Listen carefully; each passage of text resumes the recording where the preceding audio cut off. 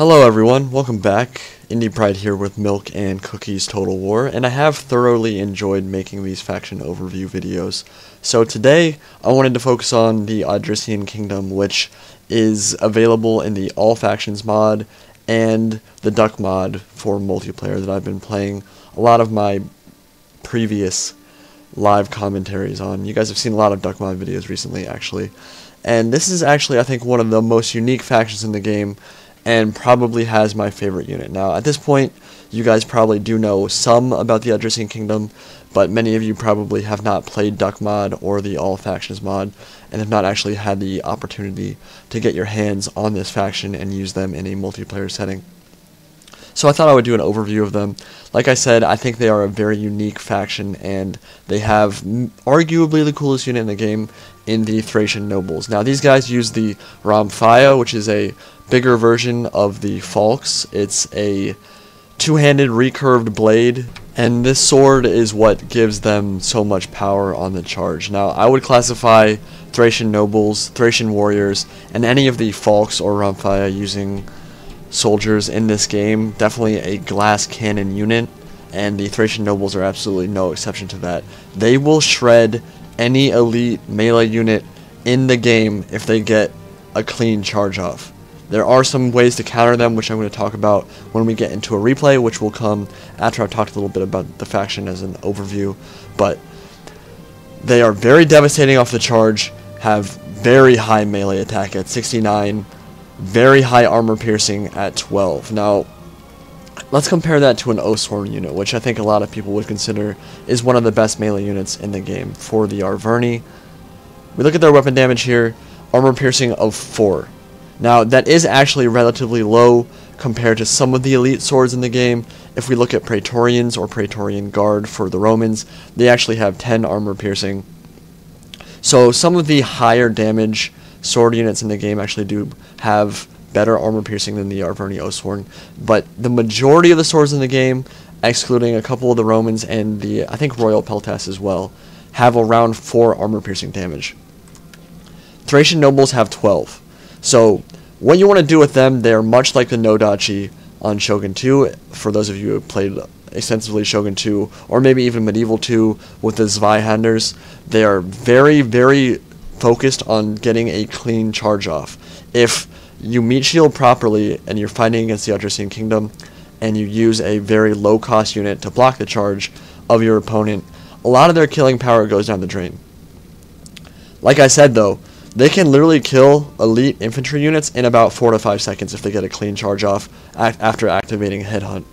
Very, very dangerous unit if used properly. So they actually have a much cheaper version of this as well, the Thracian Warriors. For only 560 talents, you get 60 weapon damage, I believe the same armor piercing value at 12, yes, and very high melee attack as well. So I haven't actually used this faction too much in multiplayer, but I honestly venture to say that maybe bringing Thracian Warriors as at least as a flanking force, if not your core, might actually be a relatively viable option, because they're so cheap, and you can bring a lot of them.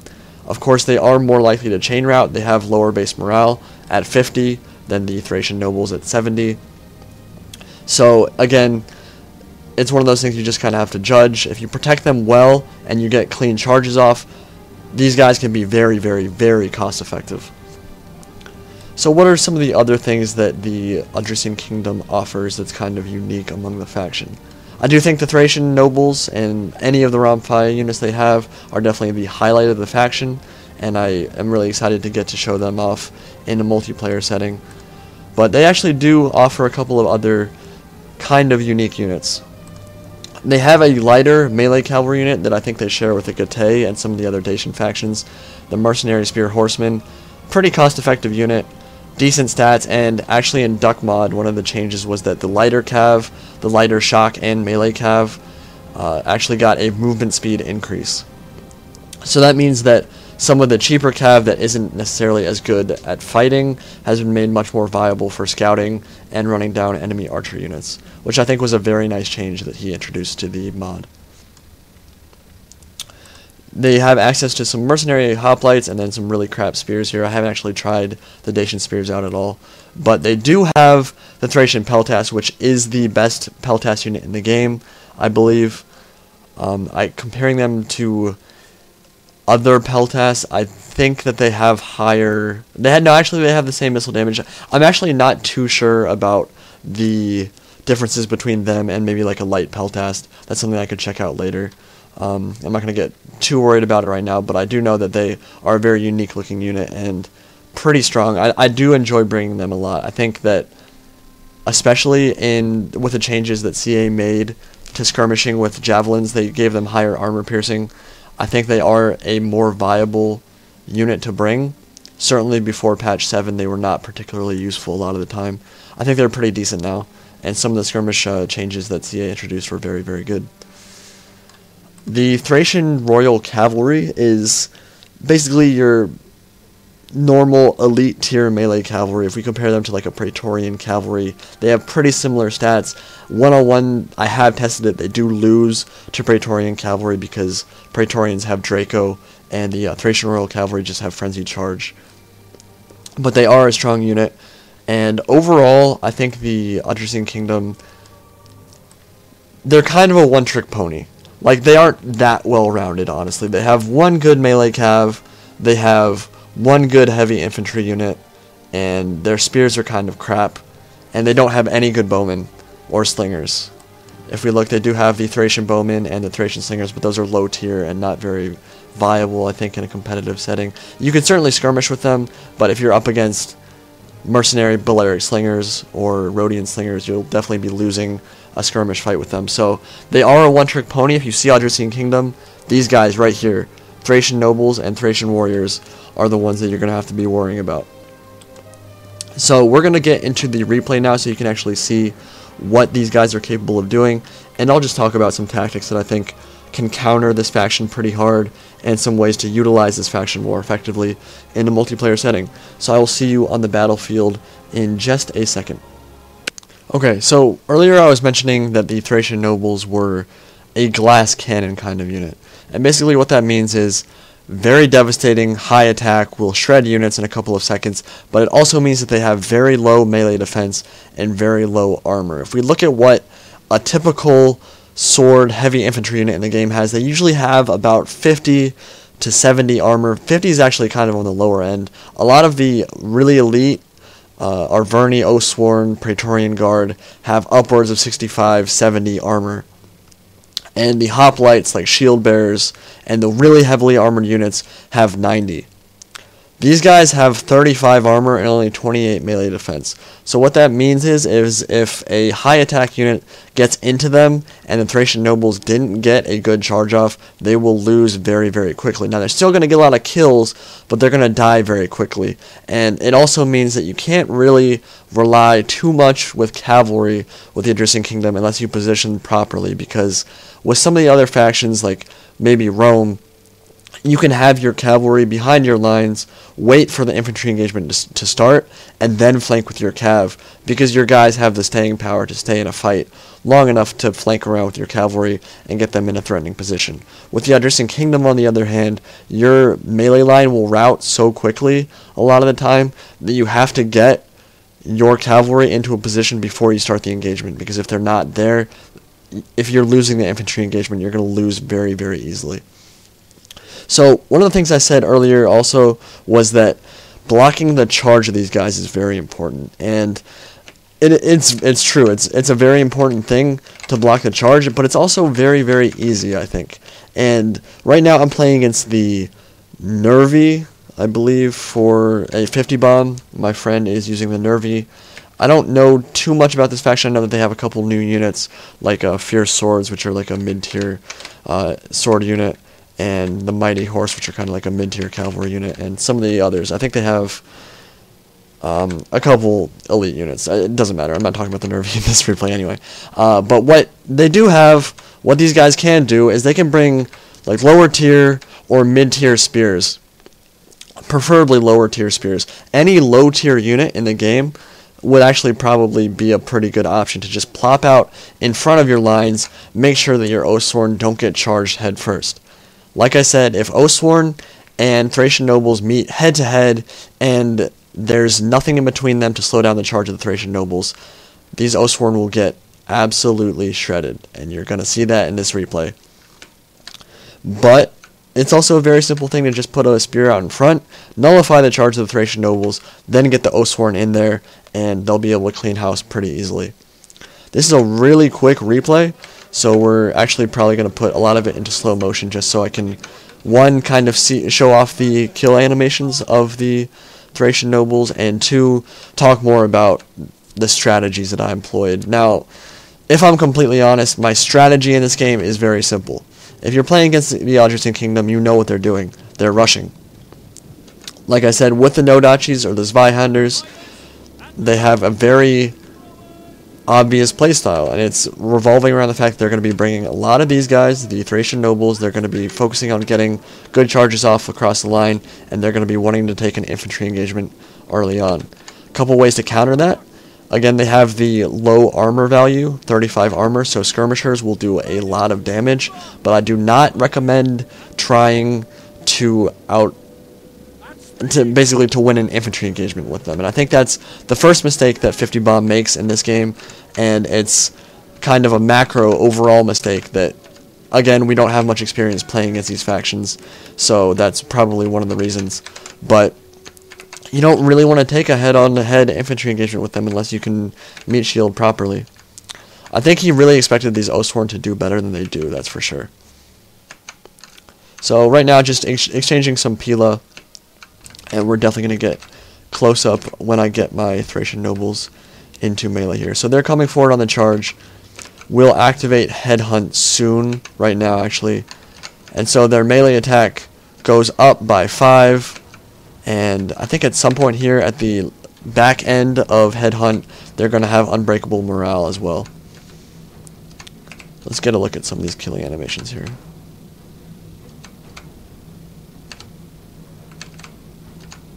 Sorry, I'm trying to find something good here. So, now, in real time, about 6 seconds, maybe 3 or 4 seconds actually have elapsed. Look at where they're at right now.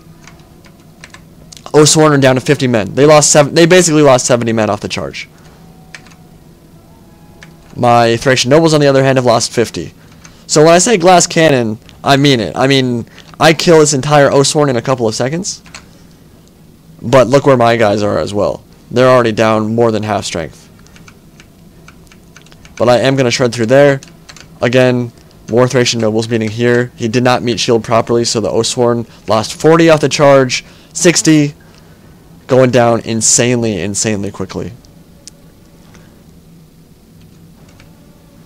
On the flank here, my Thracian Royal Cavalry, which are a strong cavalry unit, are engaged with the Noble Horse. That's going to be a pretty even fight. They're both melee cavalry, both pretty high stats.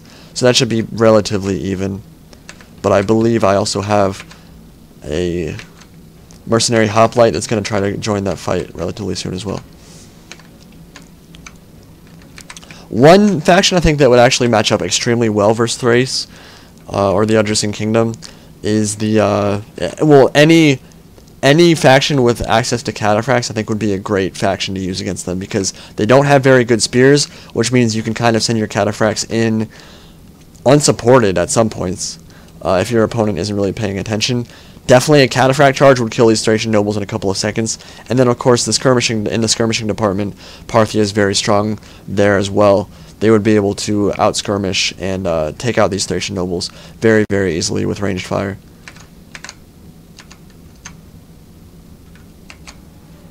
So looking at the kill values here, I'm trying to find one of the Thracian Nobles I used that got a clean charge off. I know that they basically get 100 kills in a couple of seconds, and that's more than enough to cause a chain rout to start happening. If your opponent's using very low morale units, it'll be a chain rout in a couple of seconds if they don't meet shield. I think actually one of the most effective, oh, that looks really painful. I think one of the most effective tactics you could probably do against the Thracians, though, is just send a couple of light cav up the middle. Like, there are some light cav that are about 400 talents. Send 2 of those just to tie up enemy units at the beginning of the fight, and then send in your heavy infantry right after that, I think that would actually be very, very effective, because you could, one, if they aren't using their spears properly and don't have spears out in front of the nobles, then your light cav's going to get clean charges out from the Thracian nobles and actually cause a lot of damage. And number two, it'll disrupt their formation and prevent the charges, which was one of the best ways to actually deal with no-dachis in Shogun 2, was just to send a couple of light cav up the middle and completely disrupt their formation. And if you follow up like a katana or naginata corps, you can still win the fight because the no-dachis didn't get their charge off. It's the same concept here. And I think we can put it into fast forward now. I really do love the unit model for these Thracian nobles. I think the cloak is a very, very nice touch. That's a really cool killing animation. And overall, I think they have a very cool color scheme, and their shields and everything, they just have a very unique flavor to them. I can pretty much guarantee at some point this faction will be put in the game. I just think they have too much unit diversity, too much unique flavor to not get put in at some point.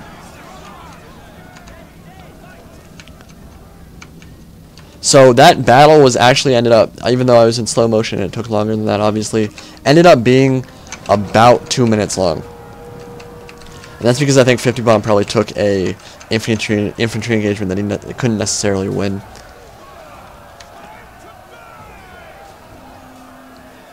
He did. We played a bunch of games on this though. I think this was definitely duck mod. We played a bunch of games and I think he beat me in more than half of them, so this ended up actually being the only one that was uncorrupted, unfortunately, and that it also made sense just because I wanted to showcase this faction anyway, because I think they have a lot of stuff to offer the multiplayer community.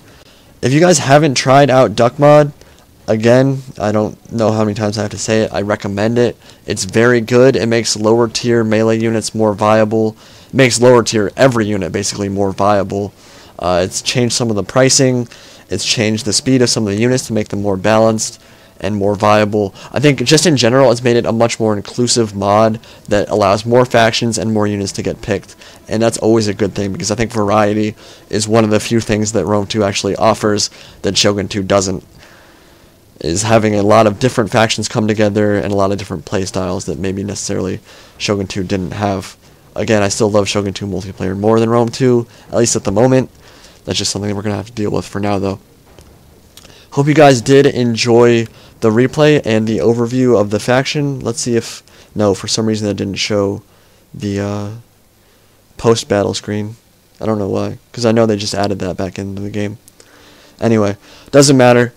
Odrysian Kingdom, probably coming soon, or relatively soon, to Rome 2 near you. Again, hope you guys enjoyed it, and if there are any more faction overviews you want me to do, feel free to let me know in the comment section below.